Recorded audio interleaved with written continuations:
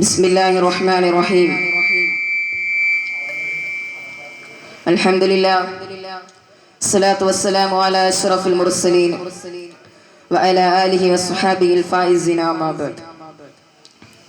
ഏറ്റവും ബഹുമാനാദരവുകൾ നിറഞ്ഞ ഉസ്താദുമാരെ, രക്ഷിതാക്കളെ, സുന്നത്ത് ജമാഅത്തിന്റെ കർമ്മധീരരായ പ്രവർത്തകരെ, എന്റെ പ്രിയപ്പെട്ട കൂട്ടുകാരെ, അസ്സലാമു അലൈക്കും വറഹ്മത്തുള്ളാഹി തആല വബറകാതുഹു. സർഗവസന്തം പെയ്തിറങ്ങുന്ന ഈ സുന്ദരമായ നബിദിനാഘോഷവേളയിൽ നിങ്ങൾക്ക് മുമ്പിൽ മതവിദ്യാഭ്യാസം എന്ന വിഷയത്തെ ആസ്പദമാക്കി ഏതാനും ചില കാര്യങ്ങൾ പറഞ്ഞ് ഞാൻ എൻ്റെ വാക്കുകൾക്ക് വിരാമമിടാം. നാഥൻ തുണക്കുമാറാകട്ടെ. ആമീൻ. വിജ്ഞാനമാണ് മനുഷ്യ ചരിത്രത്തെ സമ്പന്നമാക്കിയത്. മനുഷ്യൻ എന്നത് ദേഹവും ദേഹിയും കൂട്ടിച്ചേർത്ത സമ്മിശ്രമായ സത്യമാണ്.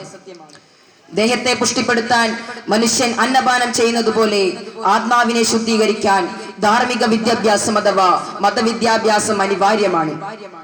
വിശുദ്ധ ഇസ്ലാം രണ്ടിന്റെയും പരിരക്ഷണം കൃത്യമായി നിർവചിച്ചിട്ടുണ്ട്.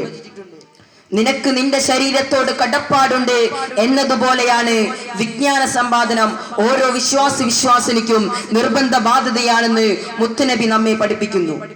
അപ്പോൾ ആത്മാവിന്റെ ഭക്ഷണമാണ് മതവിദ്യാഭ്യാസം. ആത്മാവിനെ മാറ്റി നിർത്തിയുള്ള വിദ്യാഭ്യാസം നല്ല നാഗരികതയെയോ മനുഷ്യനെയോ സൃഷ്ടിക്കുന്നില്ല. പ്രവാചകന്റെ ആഗമന ഘട്ടത്തിൽ അറബികൾ സാഹിത്യ സമ്പന്നരായിരുന്നു. ഉംറുൽ ഖൈസിനെ പോലെയുള്ള മാസ്മരിക കവികളും സാഹിത്യത്തെ നെഞ്ചേറ്റിയ ഉക്കാദ് മക്ക തുടങ്ങിയ പട്ടണങ്ങളും അറബികളുടെ അന്നത്തെ സാഹിത്യ നിപുണതയുടെ ആഴം വിളിച്ചോതുന്നുണ്ട്. ഇത്രയധികം വിദ്യാസമ്പന്നരായ ജനതയിലൂടെയാണ് ചരിത്രകാരന്മാർ വിശേഷിപ്പിച്ച ഡാർക്ക് ഏജ് എന്ന കാലസന്ധി കടന്നുപോയത്. താൻ മരിച്ചാൽ മുന്തിരിച്ചാർ കിനിഞ്ഞിറക്കുന്ന മുന്തിരിവള്ളിയുടെ കീഴെ അടക്കണമെന്നും താൻ ചാരിത്രം നശിപ്പിച്ച എത്രയോ ഗർഭിണികൾ അവരുടെ എണ്ണം തനിക്ക് വിസ്മൃതമാണെന്നും അവർ പാടി നടന്നു. ഗോത്രമഹിമയിലും കാലികർ അവർ ലംഘിച്ചതിലും അവർ പതിറ്റാണ്ടുകളോളം യുദ്ധം ചെയ്തു. പിറന്നത് പെൺകുഞ്ഞായതിന്റെ പേരിൽ ഹോന്നാർ കില്ലിംഗ് നടത്തി. ഇങ്ങനെയെല്ലാം ആ സമൂഹത്തിൽ സംഭവിക്കാൻ കാരണം ആത്മജ്ഞാനത്തിന്റെ ഫലമില്ലാത്തത് കൊണ്ടായിരുന്നു. എന്നാൽ മതത്തിന്റെ താക്കോലുകൊണ്ട് മാനവ ഹൃദയം തുറന്ന് അഷ്റഫുൽ ഖൽഖ് ത്വഹ റസൂലുള്ളാഹി സ്വല്ലല്ലാഹു അലൈഹി വസല്ലമ തങ്ങൾ സമാധാന ദൂതനായി കടന്നു വന്നതോടെ അറബികൾ മനുഷ്യരായി. ഉത്കൃഷ്ട നാഗരികതയുടെ വാക്താക്കളുമായി പരസ്പരം പോരടിച്ചു നിന്ന ഔസ് ഖസ്റജ് ഗോത്രങ്ങൾ ഐക്യപ്പെട്ടു. ഭരണരംഗങ്ങളിൽ നീതി ജ്വലിച്ചു നിന്നു. കച്ചവടത്തിലെ സത്യസന്ധത മൂലം അറബികളെ മറ്റു നാഗരികൾ ബഹുമാനിച്ചു. ഇങ്ങനെയെല്ലാം ആ സമൂഹത്തിൽ സംഭവിക്കാൻ കാരണം മുത്തുനബി കൊണ്ടുവന്ന മതവിദ്യാഭ്യാസത്തിന്റെ സ്വാധീന ഫലമായി രൂപപ്പെട്ടതായിരുന്നു. ഒരു പണ്ഡിതന്റെ സ്ഥാനം നക്ഷത്രങ്ങൾക്കിടയിലെ പൂർണ്ണചന്ദ്രനെ പോലെയാണെന്നും ഒരു വിജ്ഞാനദാഹി തന്റെ ഗുരുവിന്റെ സത്രവാതിലേക്ക് നടന്നെടുക്കുമ്പോൾ അവൻ പഠിക്കുന്ന ഓരോ അക്ഷരത്തിനും ഓരോ പാദചലനത്തിനും അള്ളാഹു ഒരു വർഷത്തെ ഇബാദത്തിന്റെ പ്രതിഫലം നൽകുമെന്നും അവനക്ക് വേണ്ടി സ്വർഗത്തിൽ ഒരു പട്ടണം പണിയുമെന്നും മുത്തുനബി നമ്മെ പഠിപ്പിക്കുന്നു. ആധുനിക ലോകത്തും മതവിദ്യാഭ്യാസം അനുപ്രേക്ഷണീയമാണ്. ബഹുമാനപ്പെട്ട താഴ്വ ഉസ്താദ് പാടിയിട്ടുണ്ട്: ഭൗതിക വിദ്യാവാഹനം കൊള്ളാമെടോ, ആത്മീയ വിദ്യയാണതിന്റെ ബേക്കടോ. കമ്പോളവൽക്കരിക്കപ്പെട്ട വിദ്യാഭ്യാസ കാലഘട്ടത്തിൽ മതവിദ്യാഭ്യാസത്തെ പുറങ്കാലുകൊണ്ട് തൊഴിക്കുന്ന ന്യൂ ജനറേഷൻ എന്ന പുതിയ യുവത അതിന്റെ പ്രത്യാഘാതം അനുഭവിച്ചു കൊണ്ടിരിക്കുകയാണ്. E=mc² എന്ന് പഠിക്കുന്ന വിദ്യാർത്ഥി കമ്പോളത്തിലെ ഡോളറുകൾ എങ്ങനെ ഇരട്ടിപ്പിക്കാമെന്നാണ് ചിന്തിക്കുന്നത്.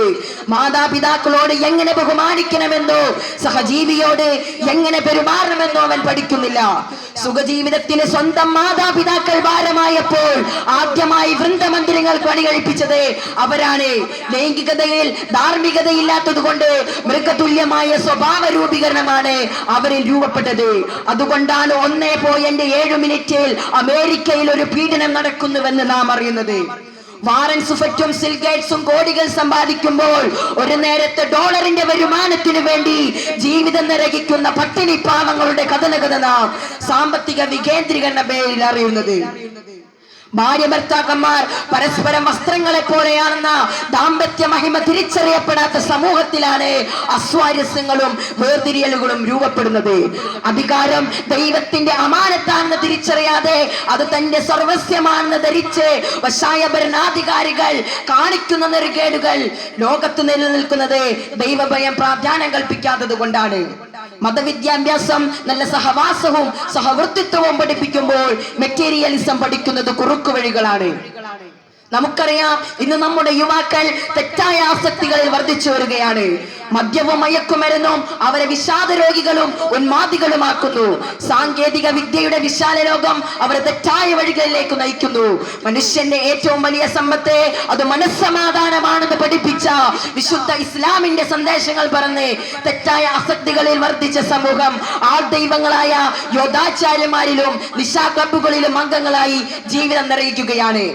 ഈ സാമൂഹിക ബന്ധീകരണത്തിന് പരിഹാരം അത് മതവിദ്യാഭ്യാസം മാത്രമേ ഉള്ളൂ. അതുകൊണ്ട് മതവിദ്യാഭ്യാസത്തിന്റെ അതിമഹത്വായ പ്രാധാന്യം ഉൾക്കൊള്ളുവാനും അതനുസരിച്ച് ജീവിക്കാനും നാം ഏവരും തയ്യാറാവണം. നാഥൻ തുണക്കുമാറാകട്ടെ. ആമീൻ എന്ന ദുആവസിയത്തോടുകൂടി എന്റെ വാക്കുകൾക്ക് വിട. വആഖിറു ദഅ്വാനാ അൽഹംദുലില്ലാഹി റബ്ബിൽ ആലമീൻ. അസ്സലാമു അലൈക്കും.